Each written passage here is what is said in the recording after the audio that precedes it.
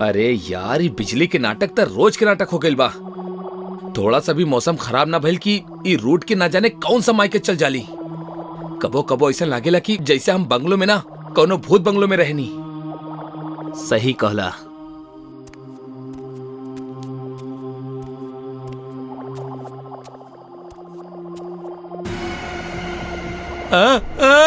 भूत भूत। जय जय, केहू नहीं के, केहू भूत उतना हा भाई, ना हा देखा, केहू ना हा। ना यार रहल, यहाँ कोनो भूत ही रहल।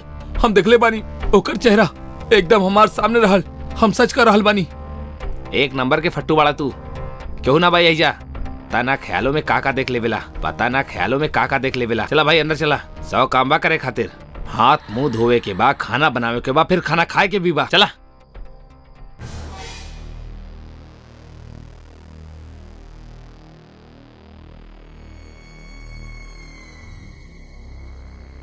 यार तू लोगन के पता बा, हमरा प्राइवेट और गिरी वाली नौकरी करे के जरा भी दिल ना करेला। नौकरी करे के इच्छा तो हमार भी ना करेली, पर का करी, करे के पड़ेला। अबे गधा लोग, नौकरी ना करबा तक कमैबा का और खैबा का, और घर वालन के पैसा कैसे भेजबा? पैसा पेड़ पे तो उगेले ना कि जब चाहा उछला और तोड़ला। यही से आलस और ईगो छोड़ा और अपन कर्म पे ध्यान दा। कर्म से बढ़कर कुछ ना हा। तो हर कर्म नौकरी करके पैसा कमाए के हा, तो चुपचाप ईमानदारी से नौकरी करत रहा। काश पेड़ पे पैसा उगत तो मजा ही आ जात। अगर सच में ऐसा होखत ना, तो हम शहर आए के बजाय अपना गांव जैती और वहां के सारा जमीन में पैसा के पेड़ लगा के सीधा आरबीआई से धंधा जोड़ लेती और ऐश करती ऐश।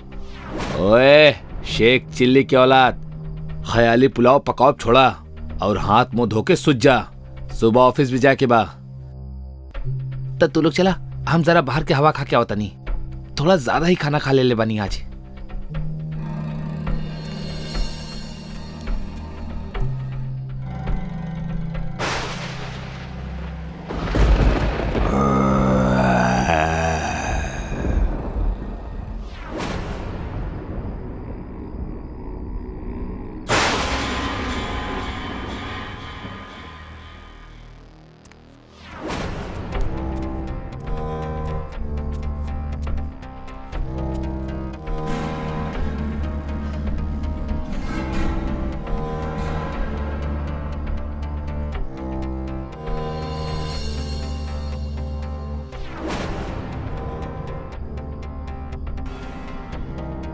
इतना सारा पैसा, पैसा ही पैसा। सरवा हम तो अमीर बन गए नहीं। अब पैसा कमाए के खातिर हमरा क्यों के भी नौकरी करे की जरूरत ना पड़ी। इतना इतना पैसा से तो हम खुद मालिक बन सके नहीं। खूब ऐश करब हम, अब पूरा देश विदेश के सैर करब। पैसा ही पैसा हाथा।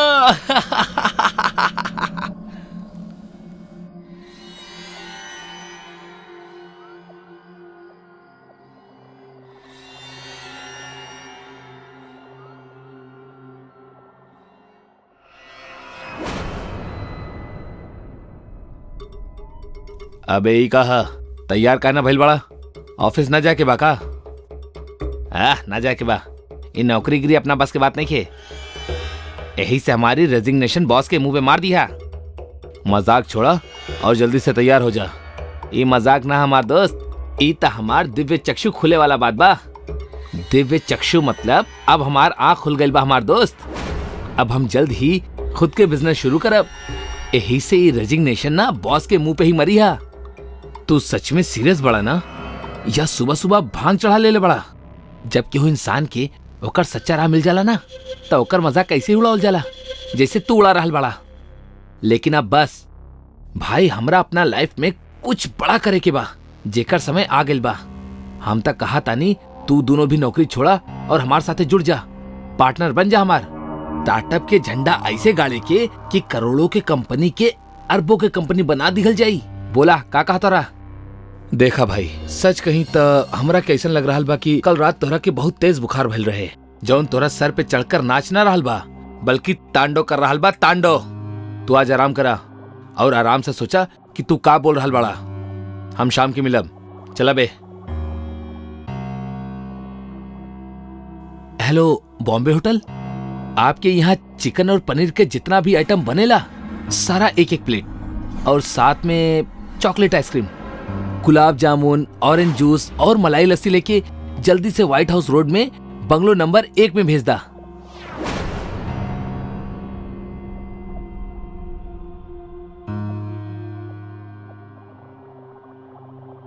आज से रूखा सूखा खा बंद, 5 स्टार होटल के खाना शुरू।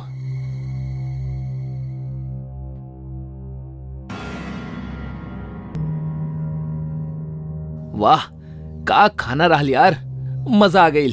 पेट पूजा तो हो गई, अब थोड़ा शॉपिंग भी कर लिहल जाओ। हेलो भावेश भाई, केम छो? मजा मा? अरे आई एम भी मजा मा। अच्छा भाई, आपके पास जितना भी ब्रांड्स है ना, मतलब जितना भी, उस सब के डिट्टो 3-3 पीस भिजवा दा। जैसे कि मीडियम साइज के शर्ट 3, टी शर्ट 3, साइज 30 के जींस 3, घड़ी 3 और 8 नंबर के 2 चप्पल और एगो 9 नंबर के शूज में भी ऐसा नहीं करिया। अरे का भावेश भाई, कैशी देहब? अगला पिछला सारा क्लियर कर देहब, बोनस मिलल बा हमरा के। भेजा भेजा, अब हम बनब हीरो।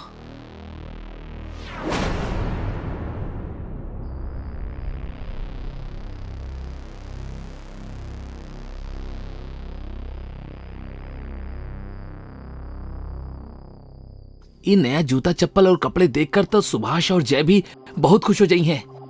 पैसा भी का खेल खेलेला, कमाल होला यार, ये पैसा कमाल होला। अरे पैसा आयल ना कि सोफा भी रंग दिखा देलस। अब भाई ठीक करता नहीं सोफा के बच्चा के। Hello Agarwal furniture. हाँ, थोड़ा इधर थोड़ा उधर, बस बस बस बस, ये ठीक बा। हाँ इला पैसा, और ये 500 हमार तरफ से टिप। Thank you.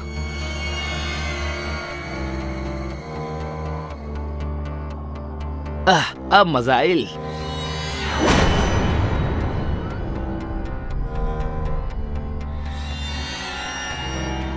अबे ओए, ई दो नमूना के रहले? अरे आवा आवा हमार दोस्त, तोहरे ही इंतजार करत रहनी हम। और वो कोनो नमूना ना रहले, इस सोफा छोड़े आयल रहनी वो लोग, हम खरीद ले बानी। कैसन बा? अच्छा बा ना? अच्छा चला छोड़ा, ई सब ई देखा।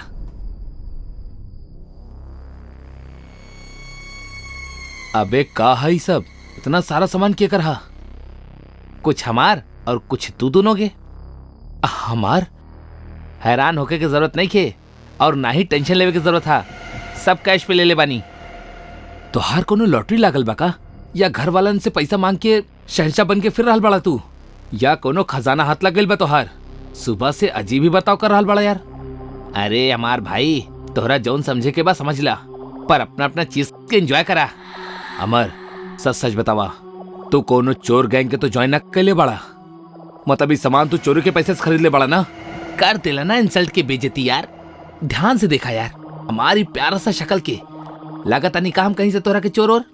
हाँ लागत नहीं फिर? अच्छा अभी सवाल जवाब छोड़ा यार, और अपन अपन सामान चेक कर ला। फिटिंग विटिंग ऊपर नीचे होगी तो बदल लिहल जाई। आखिर कड़ा कड़ा नोट देले बानी। अरे बैठा भी यार।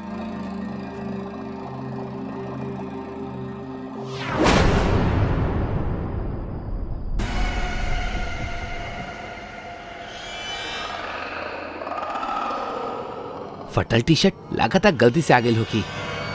तू तू एक छोड़ा, एक देखा। ये का फटल पुराना सामान मंगोले बाड़ा यार तू, ऐसन कैसे हो सकेला? ये सब अइला के बाद हम खुद अपना हाथ से चेक कर ले रहनी, तब तो सब ठीक रहल। हमार तो कुछ समझ में ना आ रहल बा, का हो रहल बा सब? अबे सुन, अगर तोर मजाक हा तब बहुत ही बेहुदा हा, और ये बेकार सा मजाक के खातिर आज तू घर में रुकल रहला ना। प्लीज जाके डॉक्टर के दिखा दा। तो हर दिमाग सच में ठिकाना पे नहीं खे। बाय द वे, जय और हम खाना बाहर ही खा के आइल बानी, तू अपन देख ला, हम जाता नहीं सुते।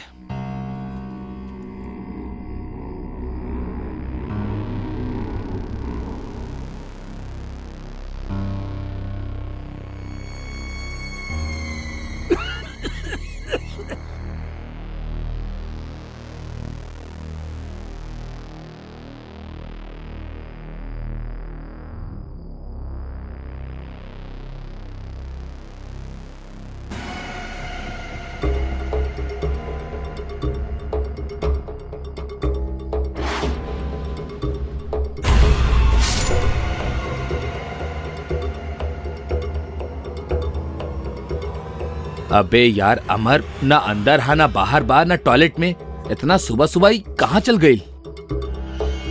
छोड़ा ना यार, आज अपन टर्न हा ना सफाई के, उहे करके चल जाओ।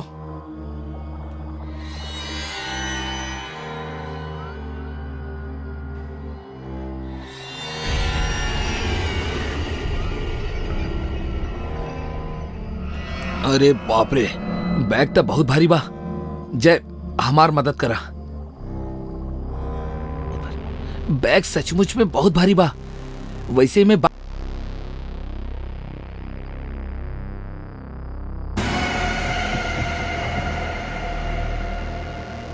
इतना सारा पैसा, अब समझनी ई कमीना अमर इहे पैसा के दम पे इतना उछलत रहल।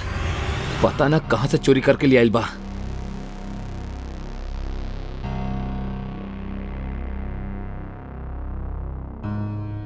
का लिखल बा में? केहो गिरधर नाम के आदमी के एड्रेस हा। हमार ख्याल से पैसा उहे के हा। हाँ ना रहल, अभी पैसा हमार हा, चाहे चोरी के ही सही। पागल मत बना, दूसरा के पैसा पे गलत नियत डालब अच्छा बात नहीं खे। पागल हम ना तू बड़ा, जौन घर आए लक्ष्मी को टुकरावे जा रहल बड़ा। अगर तू तैयार बड़ा तो एकर 3 हिस्सा कर लिहल जाई, और अगर ना तो ये पैसा 2 हिस्सा में ही बटी। पर बटी जरूर, वापस ना जाई। चुप करा, पैसा देखा थी पागल हो गई बड़ा। चोरी के पैसा बाई, तू हिस्सा बांटे के बात कर रहल बड़ा। देखा हम ये एड्रेस पे जा रहल बानी। पहले हम ही गिरधर से बात करके पता करब कि पैसन के काज होला। अगर उहे मालिक निकलल तो ये पैसा हम ओकरा के वापस कर देहब, और अमर आई तो साले के बांध के कोनो कोना में बिठा दिहा। हम आके बात करब।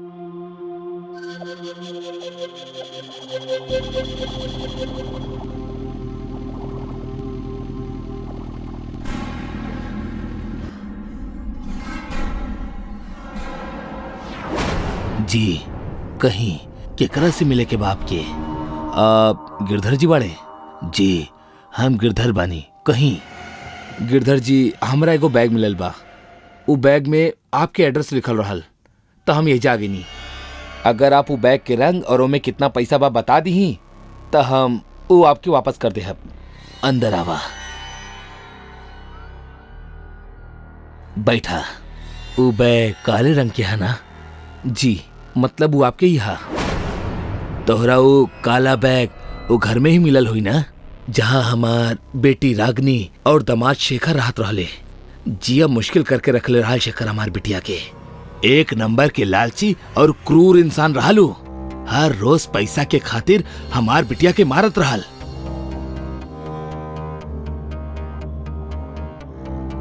अगर अपना बिटिया के खुश देखल चाहत रहा ना बढ़ऊ, तब पैसा लाके दा हमरा के।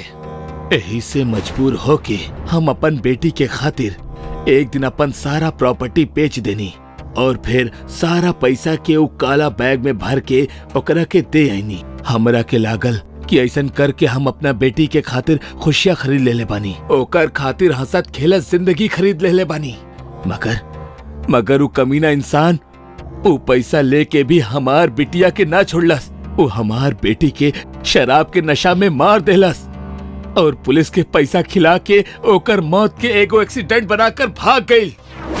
गिरधर जी, अगर आपकी बात सही है तो हमार दोस्त अमर गायब हो चुकल बा, और कल से ओकर जोन व्यवहार बा ओसे तो यह पता लगा था कि ओकरा की बैग मिल चुकल बा। गिरधर जी, आप जल्दी चली, नहीं तो हमार दोस्त मारल जाई। चली जल्दी।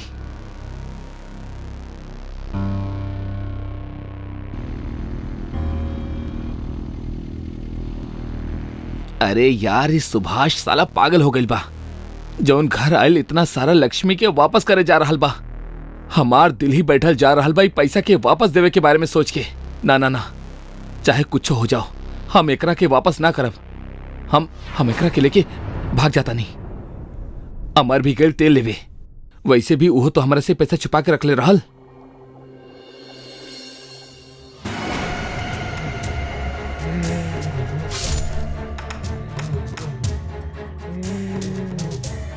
जय रागनी, हमार बेटी। पापा, आपसे एगो बात कहे के रहे। दहेज देहल सही नहीं खे पापा, काहे कि बेटियन के खुशी पैसा से ना बल्कि एगो अच्छा जीवन साथी ढूंढ के ही खरीदल जा सकेला। आपके पैसा बहुत संभाल के रख ले बानी हम। जे भी गलत नियत से इनका हाथ लगैले हम ओकरा के मार डलनी। हमार बच्ची रागनी हमरा के माफ करता बेटा। हम ही शेखर के तहरा खातिर चुनले रहनी। बहुत बड़ गलती हो गई हमरा से, माफ करता बेटा।